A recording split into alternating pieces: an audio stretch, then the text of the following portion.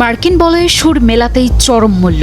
কূটনীতির টেবিলে যখন Washington London বন্ধুত্বের মহড়া তুঙ্গে, ঠিক তখনই আকাশ ফুঁড়ে নেমে এলো মনুষ্যবিহীন ড্রোন। কেঁপে উঠল সাইপ্রাসে অবস্থিত ব্রিটিশ সামরিক ঘাঁটি। ভূমধ্য সাগরের শান্ত নীল জলরাশি ভেদ করে এবার বারুদের গন্ধ। মার্কিনীদের সমর্থনের ঘোষণা দিতেই শুরু হলো এই আগুনের খেলা। সম্প্রতি ব্রিটিশ প্রধানমন্ত্রী কিয়ার স্টারমার স্বীকার করেন, ইরানে হামলার জন্য যুক্তরাজ্যের ঘাঁটি ব্যবহারের অনুমতি চেয়েছিল পেন্টাগন। যুক্তরাজ্য সেই অনুরোধে সায় দেয়, কিন্তু তারপরই দৃশ্যপট বদলে যায় মুহূর্তেই।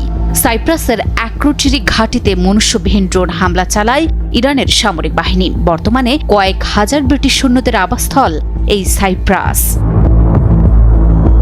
ছাড় পাবে না শত্রু কিংবা শত্রু মিত্র, তাই তো এবার রণক্ষেত্রে পরিণত হলো ভূমধ্য সাগরের এই দ্বীপরাষ্ট্রটি।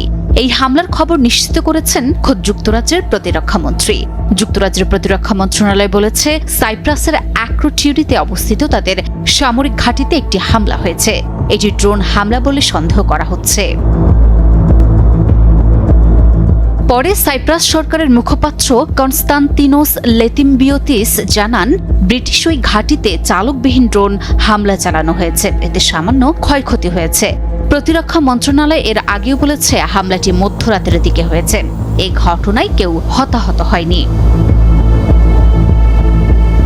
অ্যাক্রোটিরি ঘাঁটিটি মধ্যপ্রাচ্যে কার্যক্রম পরিচালনার জন্য যুক্তরাজ্যের প্রধান সামরিক স্থাপনা।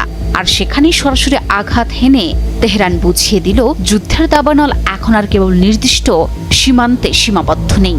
এই হামলা স্পষ্ট করে দিয়েছে, মধ্যপ্রাচ্যের অস্থিতিশীল রাজনীতিতে সরাসরি জড়িয়ে পড়ায় এখন খোদ ব্রিটিশ সেনাদের জীবনই ঝুঁকির মুখে।